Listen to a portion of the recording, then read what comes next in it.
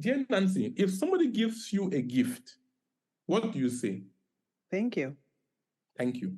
And what does that mean? It means you have received something. Yes. So gratitude is a symbol of reception.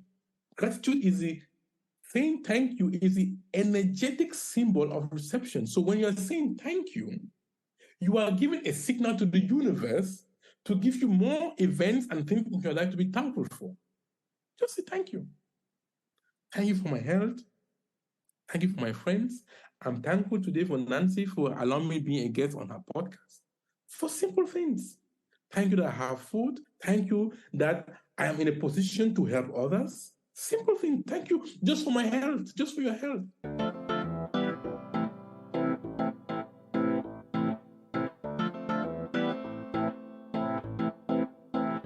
Born and raised in the motherland, chasing a better life. Story of an immigrant. Concrete pastures. Concrete pastures.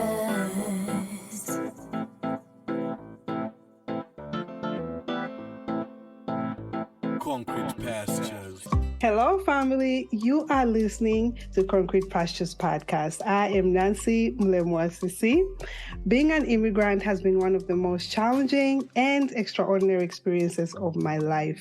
It inspired me to create a space that allows for myself and others to share our stories as we deconstruct the world's view of immigrant status. We unlock the joys, the laughs, and the bravery that being a dreamer brings. So subscribe and stay a while as we dive into today's episode. Our guest today is a 3-time TEDx speaker, international speaker, and is here today to unbox our potential. His name is Dr. Akuma Saningong. He is a Cameroonian-born German author, international speaker, teacher, mentor, and entrepreneur. Professionally known for assisting entrepreneurs in shaping their lives by bridging science and personal development. He also serves as an author of various published books available on the internet.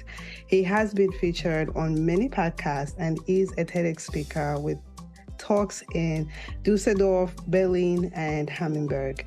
He has also been featured among the 100 most influential Africans in Germany for his socio-economic and philanthropic activities in Germany and Cameroon. Welcome, Doctor. How are you? Thank you, Nancy, for this long and nice introduction. I am pleased and honored to be on your show. I got to know you through the nomination that you announced in the beginning. I said, okay, let me check it out. And I was very amazed and happy for the good work you are doing. And I reached out to you. And now we are talking. Thank you. Thank you so much. I'm so grateful for the quick response. I'm just here today to learn and be inspired by the work that you've been doing. And just doing my research, going through what you've been doing for our communities, whether it's in Africa or even in Germany. I'm just here to be a sponge, and I'm sure for the rest of our listeners and watchers, they are interested to actually learn from you. But before we start, you're from Cameroon, our first guest from Cameroon. I'm so excited to learn a little bit of Cameroon. How was it growing up in Cameroon before you joining us from Germany? Correct. So how was it growing up in Cameroon? Growing up in Cameroon, a bit of history to Cameroon for our listeners. Cameroon is a bilingual country due to colonialism. It was first under the Germans up to the First World War. And then when the Germans lost the war, the English and the French came to the country, and then they cut it into two. So I grew up in the part of Cameroon where the English people were under English occupation. So, and then the other part is French speaking. So I grew up in the English speaking part in a town called Bamenda. Yeah, my childhood was quite okay, like any normal African boy or girl. And did my primary school education, secondary school education, high school, and then I decided to come abroad. At the time, there was this wave, I think not only in Cameroon, in many African countries, that many young people wanted to come to go out, and maybe also driven because of the lack of perspective. that we face in African countries. There is poverty, there is hardship, there is everything. And those who have the means or who have parents who can support that, send them abroad. Or some of them don't have that means, they do by all costs. We see how people are dying in the seas to come to Europe or through Colombia to go to the US. And I think we, now that we are in the diaspora, we've seen the two worlds and we know the difficulties back at home. Yeah. And I think it's our moral responsibility to do something to alleviate the situation, the economic situation of our peoples back in the mother continent. How long have you been in Germany? For 23 years now. Oh, nice. How are you liking it? How was it adjusting the first time you came there? First of all, the cold, the weather. I think that is what many people say, Africans say. I had to adjust to the weather. And then also just coming from Africa at that time, it was a very interesting experience to be, because Germany is not, nowadays it has changed. That was 20 years ago. It's not like in the US that they have got experience with Black people or people of color, as they call it. Yeah, it wasn't that really that you as a Black man, you quickly seen, anywhere you go, they know, there is someone different. Oh, you stand out. Yeah, you stand out. So it was kind of not a problem for me, but it was kind of a challenging situation to cope with that you are the one that everybody always sees, looks on, that stands out. But with time, it doesn't matter now. Now we are many of us, and even if there are not many of us, there are still some cities here or some villages you go, you are really the only Black guy and everybody's looking on you. I think the same thing also back in Africa, in some villages, when a white person comes, all these children are coming out and looking at. Yeah, I remember those days. Yeah, correct. Yeah. I will just be running to the car and looking, oh my God, there's a white person here. Yeah, it's the same kind of curiosity. Yeah, but it's okay so far. It's been okay. You are in the works of science and personal development. You've written a few books. One that is actually relevant. I think all of them are relevant, but because the one that I could read, because most of them are all in French, so I'm sure all of them are relevant. And in German also, I think. Yeah, I have some. They've been translated, as you said in the introduction, they've been translated in English, French. I wrote them in German, and then got my people, the publishers, do the translations in German, in English, French, Spanish, Portuguese. Lovely. Italian, and things like that. Yeah. Yeah, no, I was looking, I was like, okay, English. And back your potential. Okay. So with these days, there's so many talks on the internet everywhere you go, think positive, and your mindset is everything. And me watching your TEDx, that's where I'll start from. Anybody who's watching this, listening, check out the TEDx. It's energized, okay? TEDx talk, yeah. The one they should watch. They can begin with the future of epigenetics. The future of that's the one I watched. I watched that. Okay, good.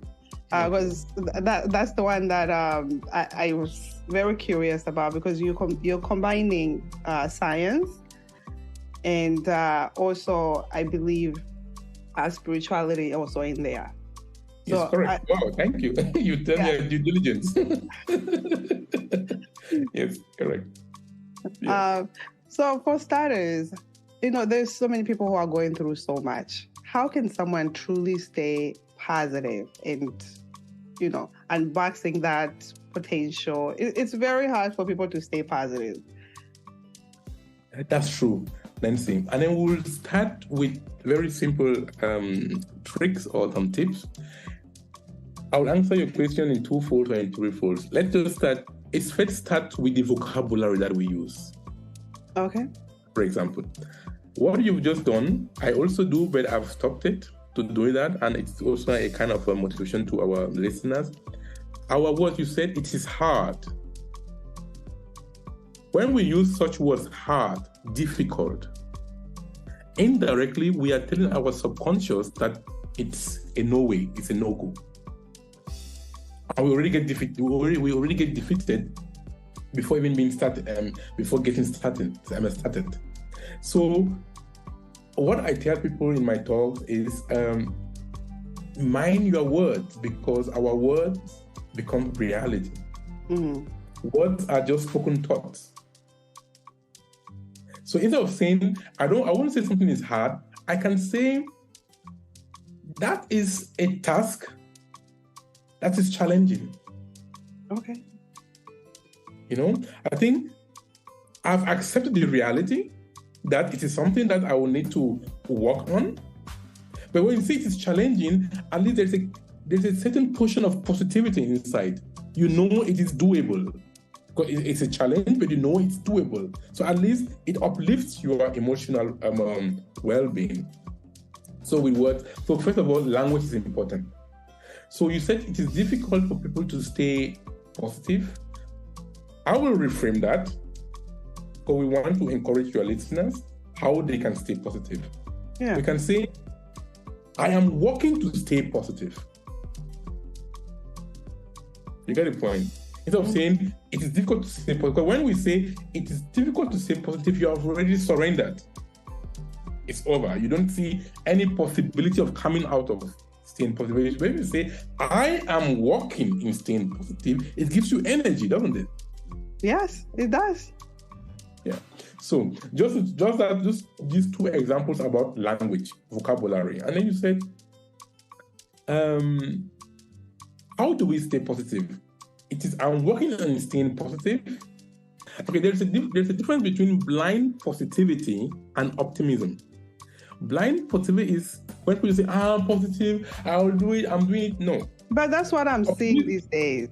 That's what I think a lot of people see on the internet, because you go on social media, there's this encouragement of just stay positive. There's no realistic. You have to be realistic in the situations that you are in. Correct. So let's break it down for our listeners. Yeah. Blind positivity versus optimism means that you accept your current reality now. You accept what you are going through, but you know there is a light at the end of the tunnel. You know the future is bright. But you've accepted, because one thing in life we talk about spirituality is acceptance. Accept the moment. Accept what you are going through now, number one. Number two, harvest the good in it. Because we live in a polar world. If you see bad in something, it means there's also good. There's also the opposite of it. We have north, south, east, west, short, tall, fat, thin. So if we can see the bad in something we are going through, it means we can also see the good in it. So the first, what I will tell our listeners is, accept what you are going through. Is the reality. Yes, I am in this shit now. Point, period. No sugarcoating. Number two, what is the good in it? But if we look critically, there is always a good part in a bad thing. Harvest the good in it and throw the rest. Doctor. And continue your journey. Doctor, I'll give you an example. As someone, there's so many people that lost jobs during COVID. And how does someone see anything good in that? Lose their jobs, okay? Yes, they've lost their income, they've lost security. I'm just saying. Let me answer that question. That is a good question. Thank you for saying that. Losing your job is just an event. It is the interpretation of that event which makes you to be sad or happy. Losing your job, I've got instances of people who lose their jobs pre-COVID, post-COVID, or now. For them, they see it as a salvation. Maybe you are in a job that you long hated, you wanted to go ever since, then thank COVID that COVID has helped you make the decision to go away. Get the point? So it is our interpretation of the events that happen to our lives that says, things will happen to you. Losing your job is an event that's happened to you, but your response to it is in your hands. So we are coming back to the same thing. If you lose your job, see it as an opportunity for growth. See it as an opportunity to find something. Maybe you were in a job that wasn't fulfilling to you. See it now as an opportunity to do a restart. And now I'm better. That is how we say positive. That is how when we look at the bright side of things, not forgetting the ugly sides, accept the ugly sides. I don't say no, accept the reality, but you are optimistic. You've accepted the reality, but you know the future is bright. And you start working on that future. You start asking simple questions. What can I do now? As simple as that. What can I do now? I've lost my job, period. Yes. So what? What can I do now? How can I change this situation? Do I call a friend and talk to? Do I go on the internet and research something? Just little steps. Just take baby steps. And bit by bit, the universe has got our back every time.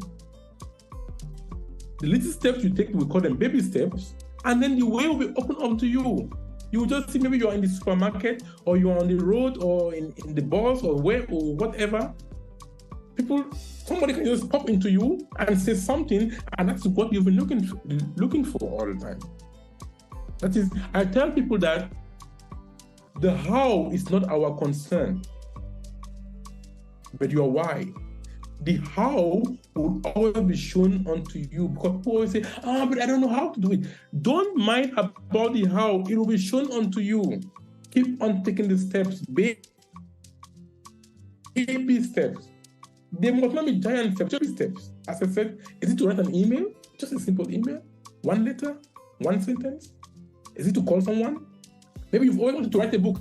Take a pen and paper and just write the first line. I want to see if you've already written 30 pages and you see your book is coming in the making. That is it. Baby steps, because only thinking without action is dead. We must marinate our thoughts with our actions.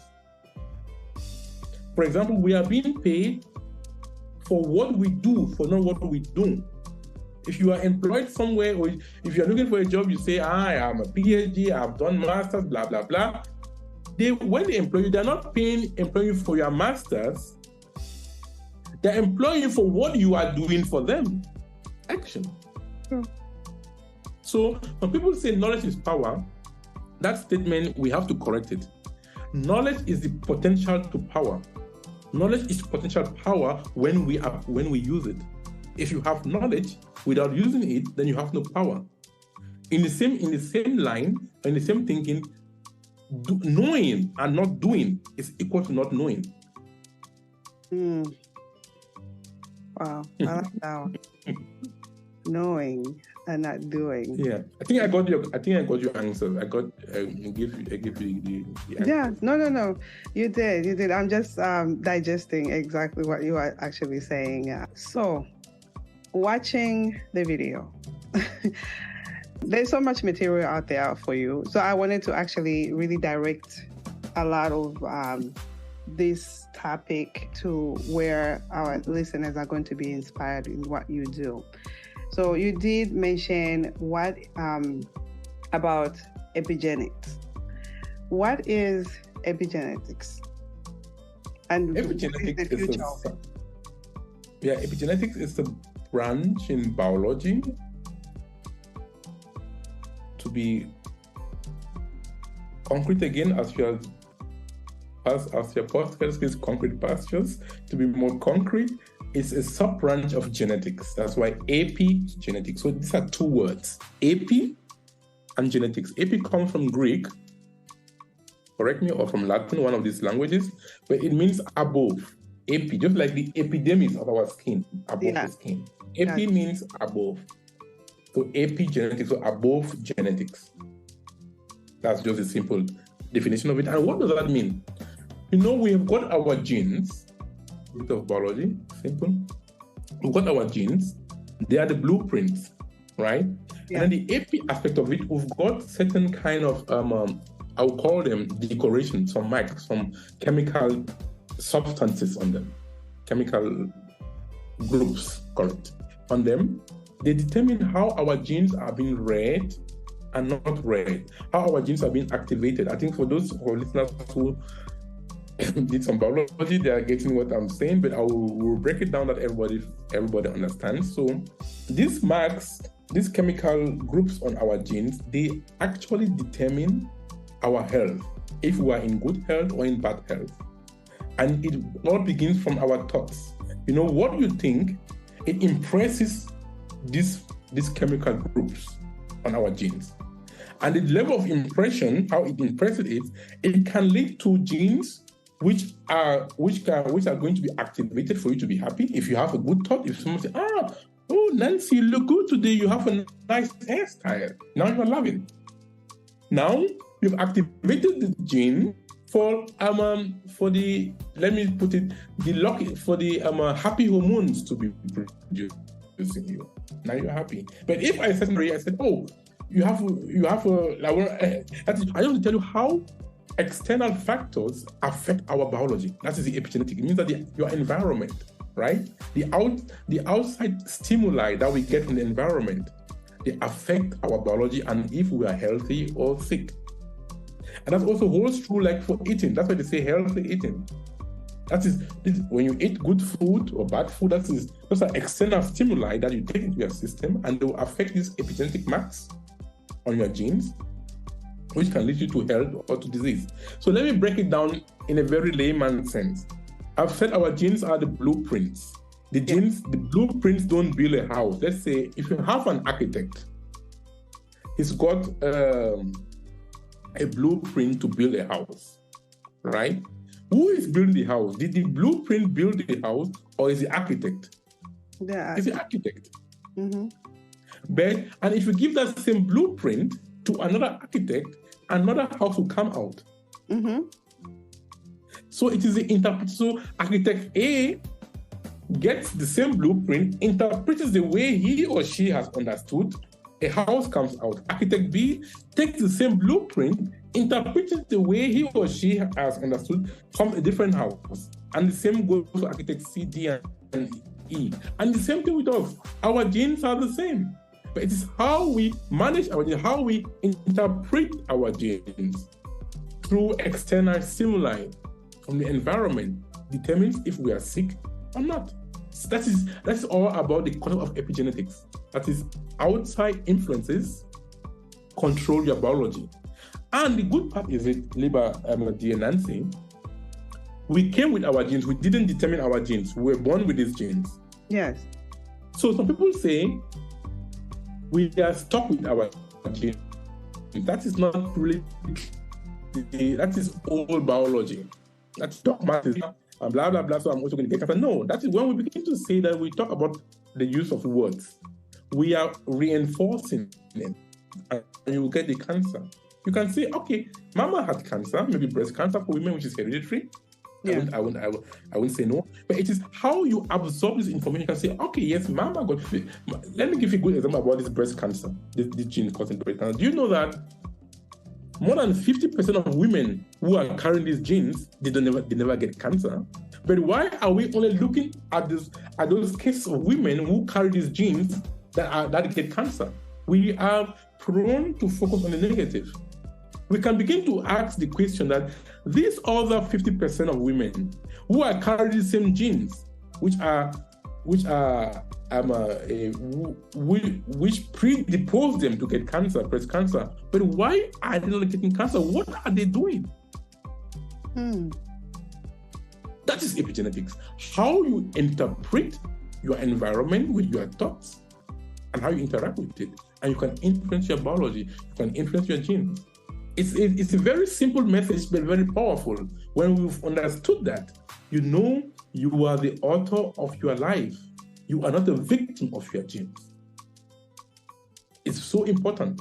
That's why I've been called to do all this TED Talk, because it's a very simple knowledge, but very empowering. No, it's you are the designer of your life. You are the author. You are the architect. You are the everything. Oh. You did give an example of a pregnant woman. That blew my mind. Come again, please? You did give an example on your talk. You gave an example of a pregnant woman. Yes. It blew my mind as to that child or whatever genes that affects all the children of that child going forward, or whatever emotions, stress that they feel, that they receive for the pregnant woman. I might be mixing it a little bit, but from what I gathered, your well-being today affects your future children or grandchildren? Yes, it can be transferred. That is, we are now in the domain of transgenerational epigenetics, correct? Yeah. How? It can be transferred, but it's not a death sentence. That is why we are doing this discussion, dear Nancy. With this knowledge in mind that we can transfer, because this epigenetic marks, they call it, these chemical groups, they are certain patterns on our genes, and they can be inherited to the next generation. But with this knowledge now, we can break those patterns so that they don't get over. That's the good thing with epigenetics. With your genes, you can send, you will give the same genes. Okay. That is, the genes are inherited and not changeable, but the epigenetic part of it, they are inherited and they can be changed. That is a good thing. So, and we have the power over the change. It's also very, very liberating. That is, if we don't want to give some negative traits to our offsprings, let's start to work on it now, on our mindset.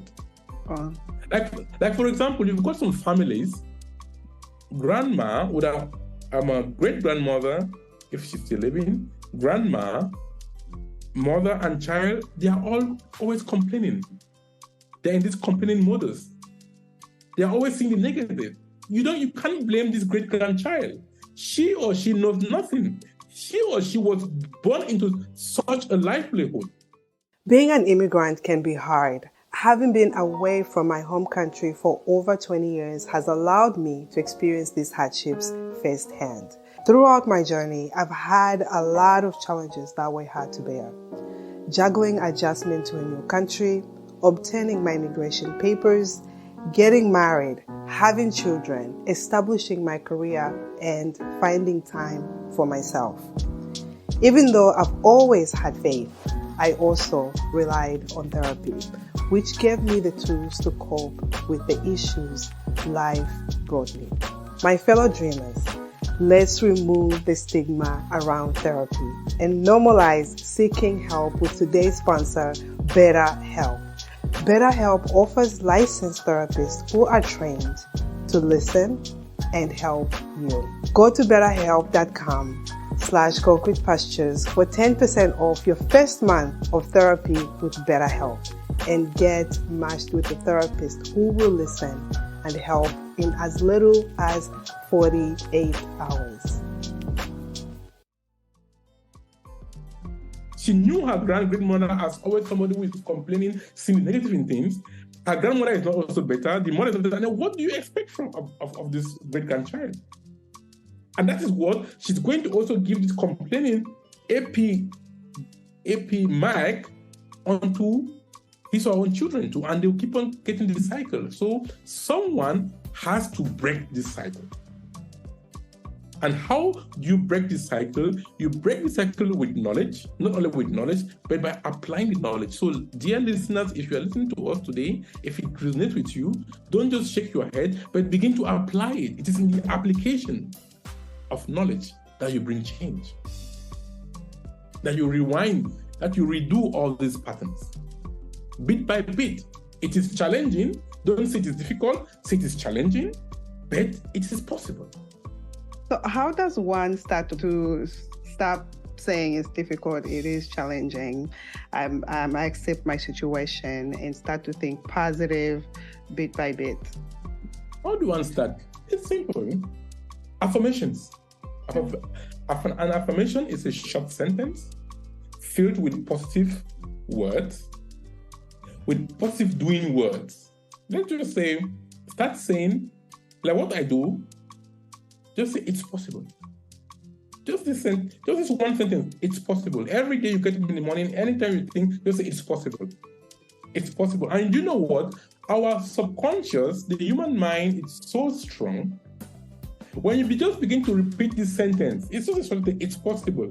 You will begin to believe in it. Because when you tell yourself, what for those who Christians among us, although I don't belong to a denomination. That's also another aspect that I don't want to go into. But the religion has also got a part in our society. At the same time, religion has also played a role in not making people not to be free. So let's come.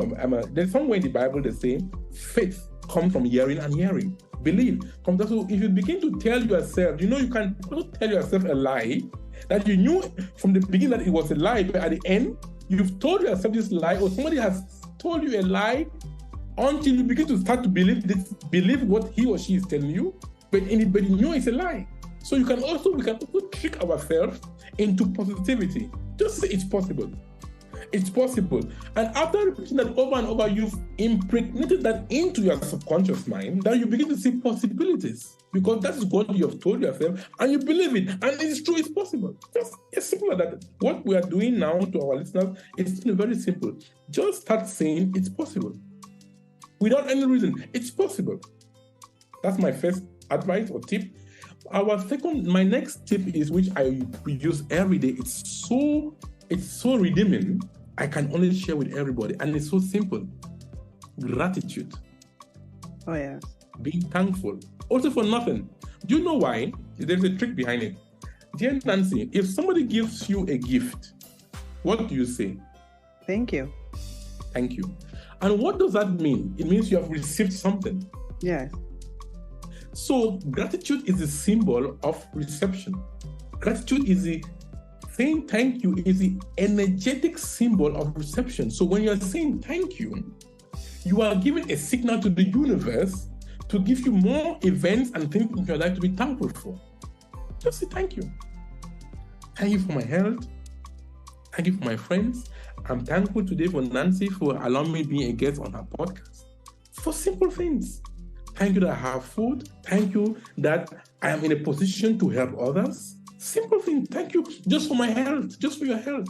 Even for those of our counterparts back in Africa that are undergoing some challenging situations, but you can still be thankful in those situations. Because if we always want to do some comparisons, which is also technically the word comparison, at times comparison can lead into sadness or into happiness. But if you want to be honest, look at our 5 fingers. Our 5 fingers are not the same. It means there will always be people higher and lesser than you. Start to use this affirmation. It's possible. It's possible. Every day, every time, every second. When you think of it, just say it's possible. If you have any difficulty in your life, just say it's possible. If your children are disturbing you, or you are going through some marital difficulties or whatsoever, just say it's possible that there is a bright light at the end of the tunnel. It's possible, and then be grateful. Be thankful. Just say thank you. If you are able to say any prayer in your life, my prayer is thank you. I say thank you 7 times every morning when I get up. Thank you, thank you, thank you, thank you, thank you, thank you, thank you. Just like that. That's my prayer. Beautiful. Before I actually get into your book, how did you get into this work? Because you're so passionate about it. And it's just, there's so much insight that you have. It's so inspirational. Listening to you here, watching everything else that you've done, and what got you into this work? How did I get into this work? I get into this work in my personal story. They call it, also it's part of spirituality here. I don't belong to any experience. So, but since depending on how we grew up, I grew up in a Christian setting. Mm-hmm. So I can be mentioning the Bible sometimes. So my path to what I'm doing now is called the path of the cross. The path of suffering. At times, when you've suffered enough and you are tired of suffering, you will begin to find solutions. That is it. That is when you are not I was really uncontented with myself, with my life. At the time, I was working for a big company, doing nice things, flying from here and there. It was a good job, but it wasn't fulfilling for me. I knew I could do better. I knew what I have in me, I can inspire, I can reach more people than what I'm doing for a company to go to 9 to 5. And I think my story is similar to the story of many people. There was a basic dissatisfaction in me, and that was very painful. I couldn't tolerate it. So I had to ask myself, but what do you want to do now with your life? Because I didn't want to go back to the university to be a full-time academic. I went to the industry. It was good, but I didn't want it to be working for someone. Yeah. It's a good thing, but for me, I wanted to, because on unboxing your potential, to live your true potential, I am of the opinion that it's true entrepreneurship, because you are creating something. Yes. Yeah? You are creating something, you are giving something. Don't get me, those who listen to this shouldn't misunderstand me. Anyway, if you're working for somebody, it's good. You are also giving.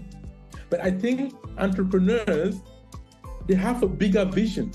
They have a bigger vision, and if when their vision materializes, they have a greater impact than just being an employee. In German is a very how do I put it?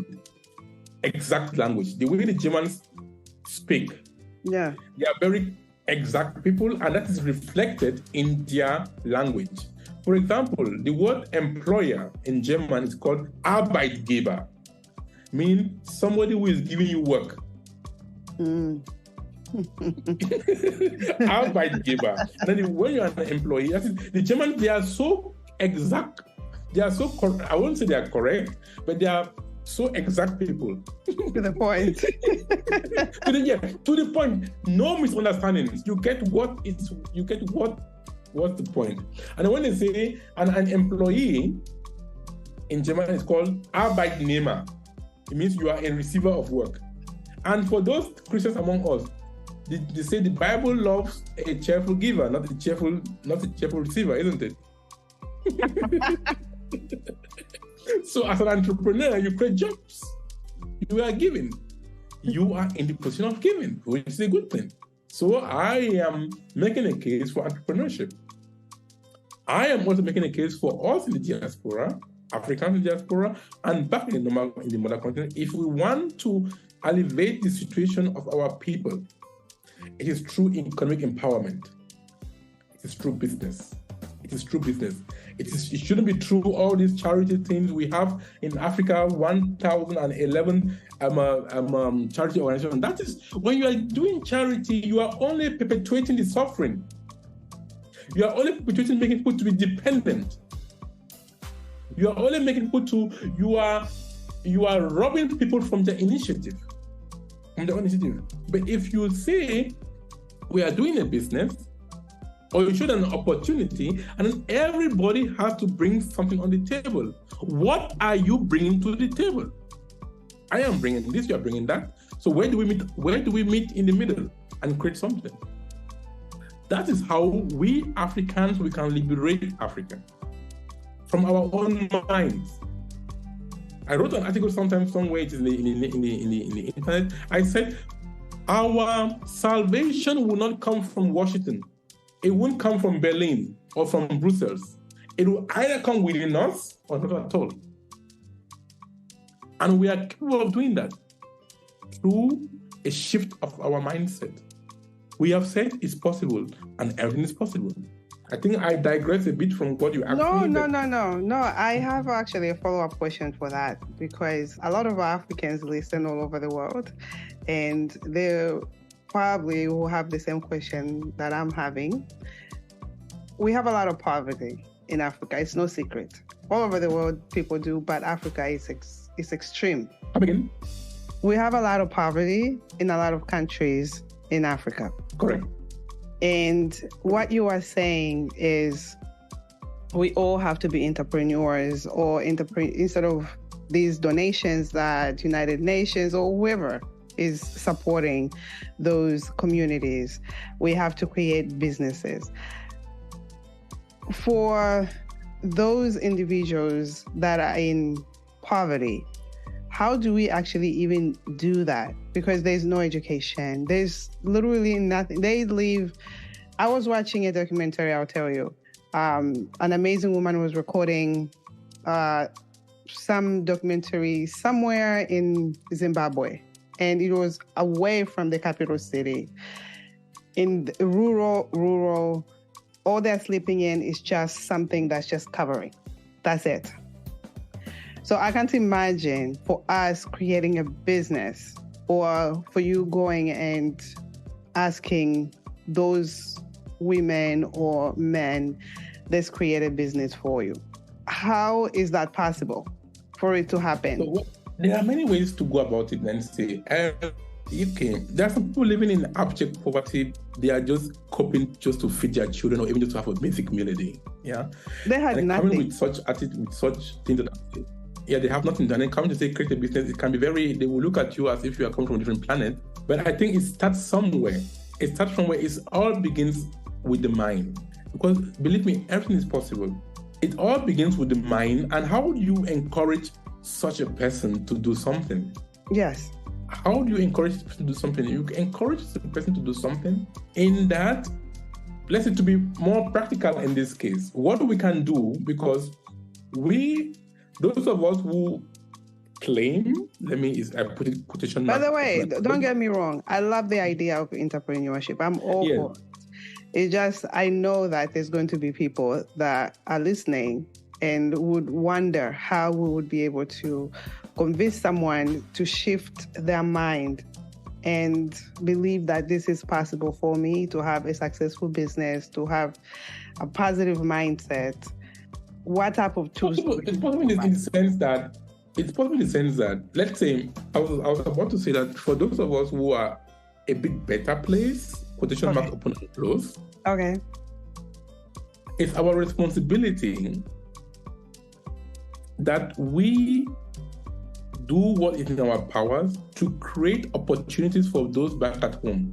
Let's say these jobs. Let's say create a business or whatsoever, and then see how to employ people. Got it. Okay. So I will take the responsibility. It's not shifting of accountability. Everybody can do something. But for a start, it's kind of a hand-holding. Somebody is right down there to start a person and do a business. It's a bit very abstract. But you can start holding that person's hand bit by bit that he or she comes on. Right? And then the best thing as an entrepreneur, if you like in my company, they say the leader, if you have a good leader, a company is made up of people, leader and its people. But I think you, the leader, you also have a leading position, how you lead your people. With the mindset, like in my company, what I'm preaching to you now or saying, my people live that, because that's what I live. And I tell them also. And I make it clear to you. With simple things, don't come late, pay attention to your work, don't make mistakes. Mistakes are allowed, not of course, but don't repeat the same mistake. Yeah. A first mistake is okay. But the same mistake a second time is not allowable. It's not permissible with me. We are all allowed to make mistakes. It's good. If in my team, if you make everyday new mistakes, you are the best employee. It means you're learning. But don't repeat the same mistake. So what we can do is see how we can make connections back at home for our people, create jobs. There are many things to do that those people who are within your circle, you can start to positively influence them. Mm. They see how you work. They see how you talk. Mm-hmm. They are not stupid. They are seeing that. You are telling them that. Mm-hmm. They are getting part of it. And that's how they will go back to their own families, to their own societies, and it can also impact people. So we have to be the example that we want to see in the world. It all begins with us. Do your own bit. Mother Teresa said, the ocean will be empty without the drop of water. So don't underestimate the little drop that you are. we are mighty drops. So the comment is we have to start on ourselves. I ask myself the question, what can I do? Because there's a difference there's what we call meaningless sympathy. They say, people, they are poor, they have anything to eat, blah, blah. That doesn't help me anyway. What are you doing to change that situation? That is the question, that is the challenge I am giving to all listeners of this podcast. What are you doing? No matter how little it is, what are you doing? Did I get your question? Yes. I think what you're trying to say also is teach people to fish and not give the fish. Yes, in that direction. Give people opportunities, make them to be aware of what they are capable of. Like also, I think we are all diasporans. You are in the US, I'm in Germany. And I think what I want to say is it's a similar experience that we all in the diaspora, we have with our people who are back in Africa. Yeah. Always expectancy that you should always send them money. For example, do this. I wouldn't say don't do that, but do it with reason. Because if somebody always asks you something, you give, they don't know what you're going through here to work that money. Yeah. And send it. And they just use some of them, they're not even that grateful of it. They just do it they use it anyhow. They know, I have a sister, I have an aunt, I have a brother or a father who is sending me money every month or every and that is, with that we are encouraging them to be lazy. That's an encouragement of laziness. I don't just send money again anyhow back to Africa. It should be something very tangible, and I know that person is not capable of having that money at that moment to do something. If not, we will discuss. As I said, you introduced me. I'm a teacher and a mentor. I'm going to coach you. We'll be writing on WhatsApp or whatsoever medium. I'll ask you basic questions, and then just through my questions, you become aware. Yeah. And you will change. That's my policy, and it works. Even if you get angry with me or whatsoever that you've asked me the money I've been giving you, that's your problem. In your heart of hearts, you know what that guy is saying is true. So it's education. Education. They say, I have some 3 words. They say, inspire, educate, inspire, and change. Something like that, yeah? Yes. Educate. Through education, people get inspired, and they will bring change into their own lives. That's my policy, and it works well. Beautiful. You have mentioned already your company. I was on the website, Kaki Africa. Correct. And you provide so many services, and one of it is with funding for companies in Africa and also investors that are looking to invest in Africa as well. Would you just share with us how that is done? Just so if someone is interested, they are able to sign up for these type of programs. Correct. And that's also one of our mechanisms that I think we can bring employment and change the livelihood of Africa. So what we do, we have 2 basic cards, say Africa, KSC Africa.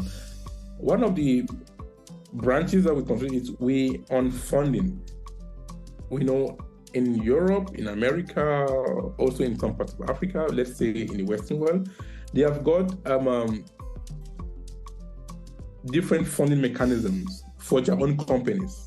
Mm-hmm. Without money is a fuel for anything. So the governments, they understand that for companies to grow, they need to fund them. Yes. So when you fund a company, you give money for research and development. The company takes that money, brings a new product or a technology into the market. What does that mean? The company makes sales. It sells, it means it pays taxes back to the government. And that's how everybody profits. And a company, when the company is growing, it employs people. So instead of the government paying people for social benefits, they will give you money indirectly to bring something new to the market and employ people. So what we are doing, it's simple. That's just life. Life is a cycle. Yeah. Recycling. So what we are doing now is my company, KC Africa, we want to encourage German companies and European companies or companies anywhere in the world that also look at Africa. Africa is a huge market for you. In Africa, we've got so many problems. But these problems are not negative. These problems are good. These problems are potential, are chances. We've got problems from waste management. Yes. Problem of energy outage, of traffic. There are so many things. Problem of internet. Problem of lack of stability of internet. And these problems, we can use technology to solve them. Truth be told, the Europeans or the Americans, we don't have. So why don't we cooperate with them? So my point is that the Europeans, the Americans, whoever in the West, they've got these technologies. We don't have them. So the point is, why don't we cooperate with them? In Africa now, we've got so many startups coming out of the ground, which is a good thing. Why don't we the European companies, or let's say the Western companies, or wherever they are, to cooperate on an eye level, not on a top-down approach, but on an equity approach, to cooperate with our African counterparts, to look for solutions, technological solutions to address the problems that Africa is having. So what we do is to do this matchmaking and also see that they get funding to do these projects. Nice. That is the one part. And with that, and when those projects are being done, as I've said, we create jobs. Because for such a project to be done, you have to say, okay, we are going to employ these people, this person and this person to do it. The same goes in Africa, and that's how look at Africa. We've got so many graduates. Yes. Without good people, good minds. So that is my own way I'm giving back. So I'm using that as an encouragement for us in diaspora. Make use of what you have. We all, if you look into yourself, you've got something to offer, period. Don't tell me anything, I won't listen. You've got something to offer. Make use of your own capabilities. So that's the one part of what we do. Funding for European, German, what kind of company to cooperate with our African counterparts to solve the problems in Africa using technology. Lovely. And the long term is to create jobs and to create wealth. It's only when Africans or humans have got economic power can you bring change. Period.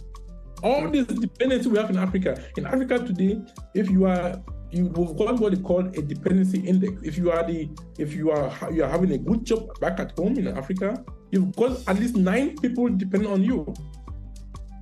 At the end of the day, you become poor because you take your salary, everything is gone. You have in your house, even your own children, you can't even take care of them. You have an aunt, a cousin, a this, a la la la. It's poverty. We can change that in giving people jobs. Because if somebody can sustain he or herself, he won't really come to you. So make people to be. I was listening to Nancy. I have a concept that I apply for myself. I call it positive egoism. Egoism must not be negative, as we think. Egoism what means? Thinking of the self. I think of myself in a positive way. What does that mean? Because I want my peace. Right? I want to live with my family in peace, have a nice life.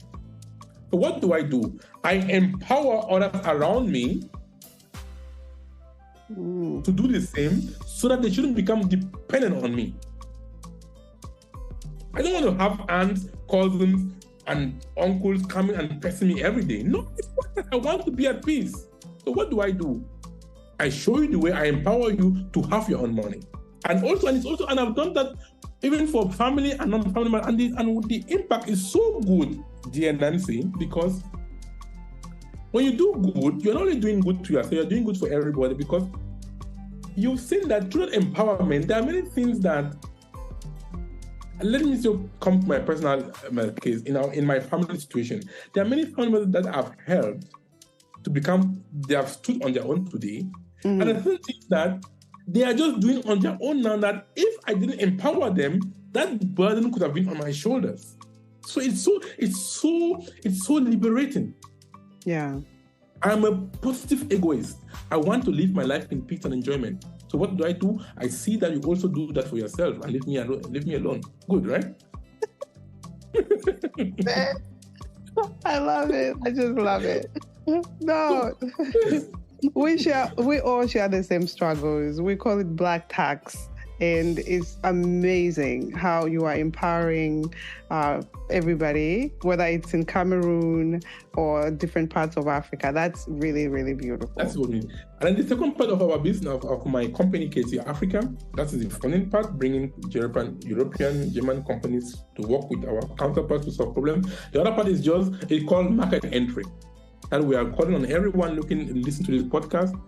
Market entry, wherever you are, the company, be them anywhere in the world, because there are many good companies, big or small. Yeah. They have known the potential in Africa, but they want to penetrate the African market, but they have no idea, no clue how to do it, which country. There are many questions to answer. So we also guide companies for a successful market entry into Africa. Wow. To sell their products, not only to sell their products, but also to create, they call it to create branches.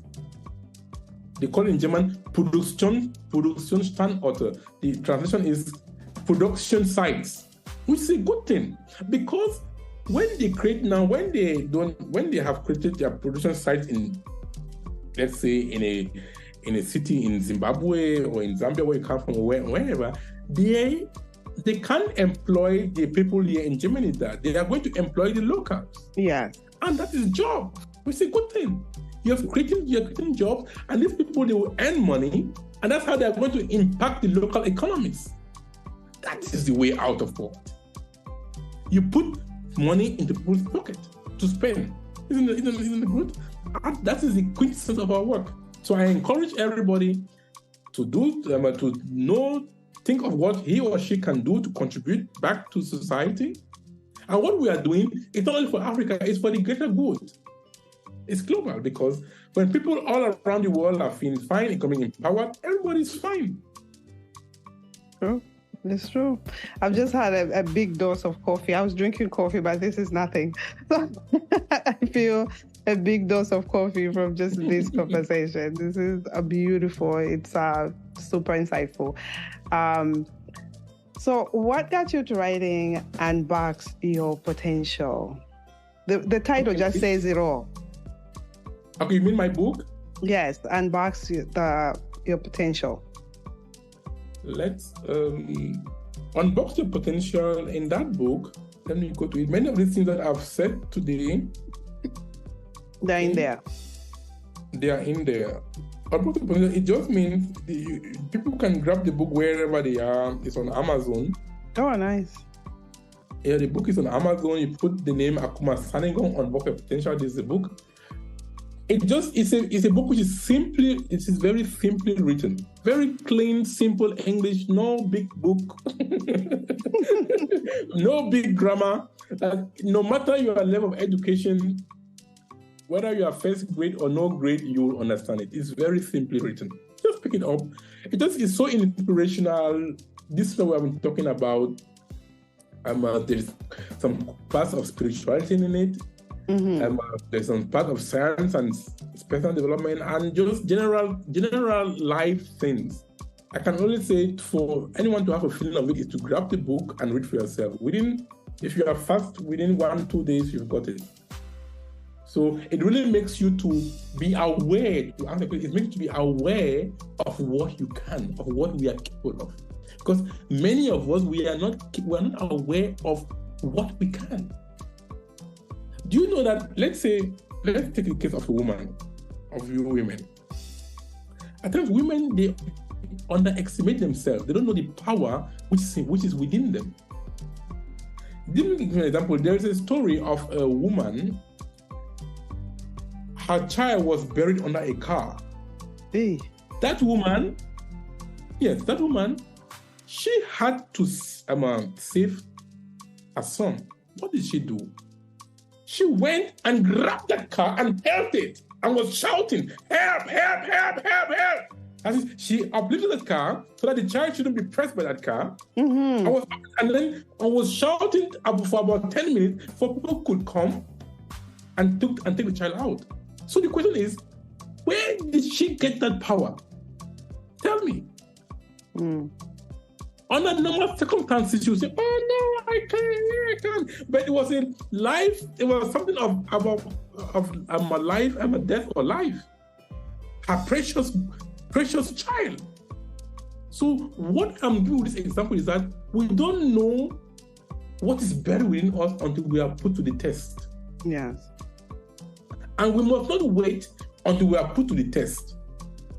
We can start living our potential. We can start unboxing our potential now. Why wait to go to such extremes? My message is, know that there is unlimited power within you. Bring it to the surface and share it with mankind. That is why you are here. Share with mankind for the evolution of the universe. I love it. I received that. Unlimited power within you. Wow. No, I love this. And for anybody listening, watching, it's right on the screen. Just click away and buy the book, Find the Power Within You. And for anybody who is listening on the podcast, it's on Amazon. It's quick. The title is Unbox Your Potential. We are all on this earth connected and we all want the best for ourselves. Why not, get the tools that can help us to think positive and to find our potential. Doctor?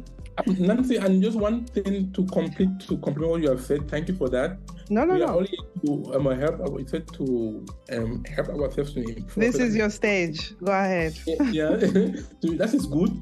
But the point is that I'm happy to share with our audience is that your success is not only important to you, it is important to everyone. So be successful.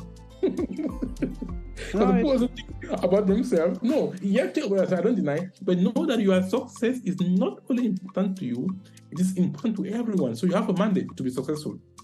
No, it's true. I think I heard, I don't know if it's a quote or something, on social media, someone that your success is, just to add to what you're saying also, that it's destined for somebody else to be also successful. So they are waiting on you. We've been waiting for this book. Amen. And here.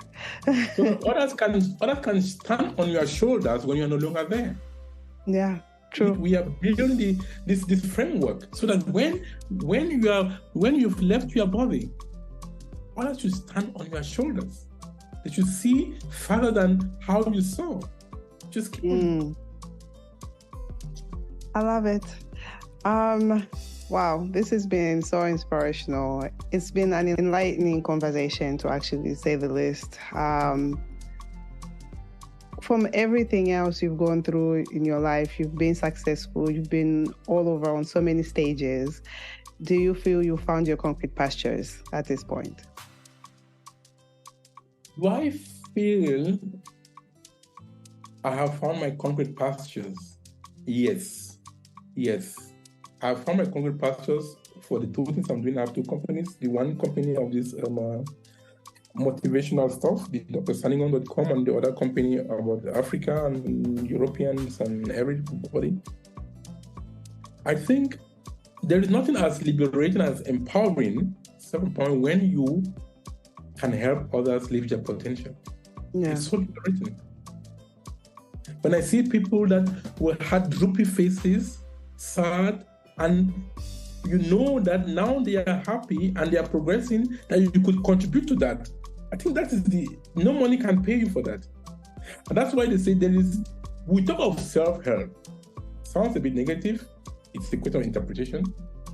If you go to all these bookshops or whatever, even my book is self-help, which is good. I don't say no.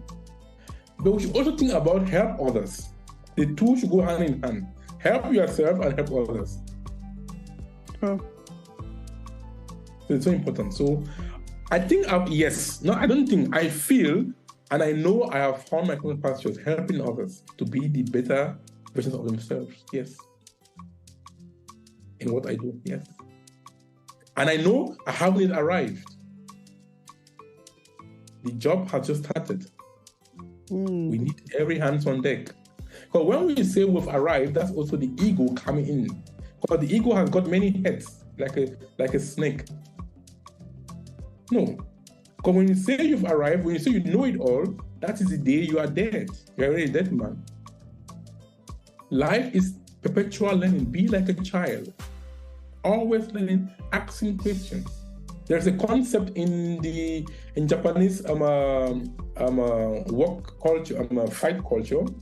It's called shoshin. Something which means have the mindset of a child. Not children always asking questions. Mama, Papa, what is that? What is that? They're asking to know, to learn. Don't go with the mindset which whether you know it all. Because if something is already full, then none can enter. Be like an empty bottle. There is no problem being an empty bottle. I always say one of my tips on many people who are successful somewhere, they'll say one of the tips or what I apply, let me talk about myself, is being naive, Nancy. It's a good thing. Because when you are naive, you are susceptible for change. You are susceptible that something new can come into you. Yes. Yes, tell me. That's how I go about my life. I always have a pen and paper, writing, taking notes. Yes. Taking notes. I'm not ashamed to ask a question which might sound stupid. At the end of the day, there is no stupid question. There can only be, how do you say it? There is no stupid question. There can only be stupid answers. Ask questions. At times, for you, a question. Someone can ask you a question. It might sound very trivial for you, but for that person, it's not trivial. And then one of my coaches, one of my mentors told me one thing. I have never forgotten this thing. He told me that something which is normal to you, something which is so obvious to you, does not mean that it is obvious to the other person. That was a game changer. True. And that makes you to be humble. That makes you to take people, to meet people where they are. And if they are willing, you grab their hand so that they can be where you are. It doesn't mean that you are superior to them. No. There's a saying that be a teacher to those below you, be a student to those above you, and be a fellow companion to those with whom you're on the same level. Wow. Yeah. So that is it. Like I said, this has been enlightening. Oh my God.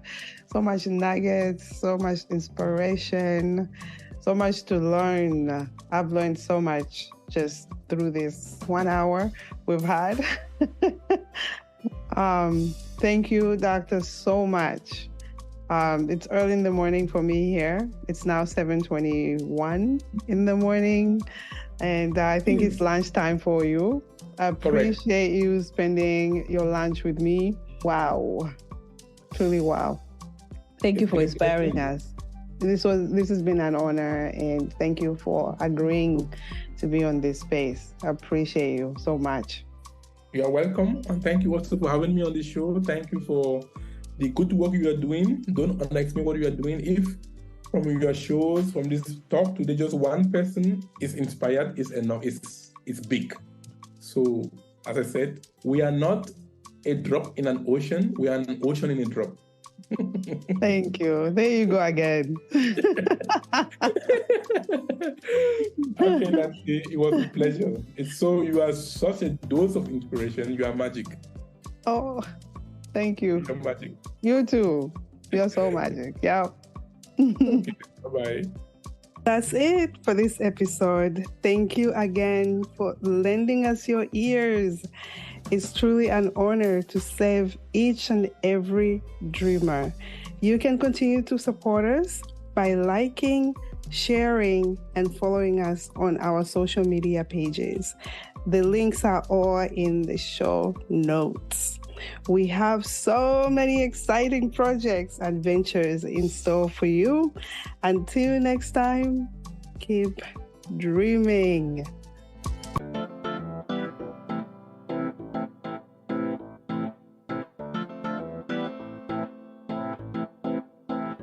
Born and raised in the motherland, chasing a better life, story of an immigrant. Concrete Pastures.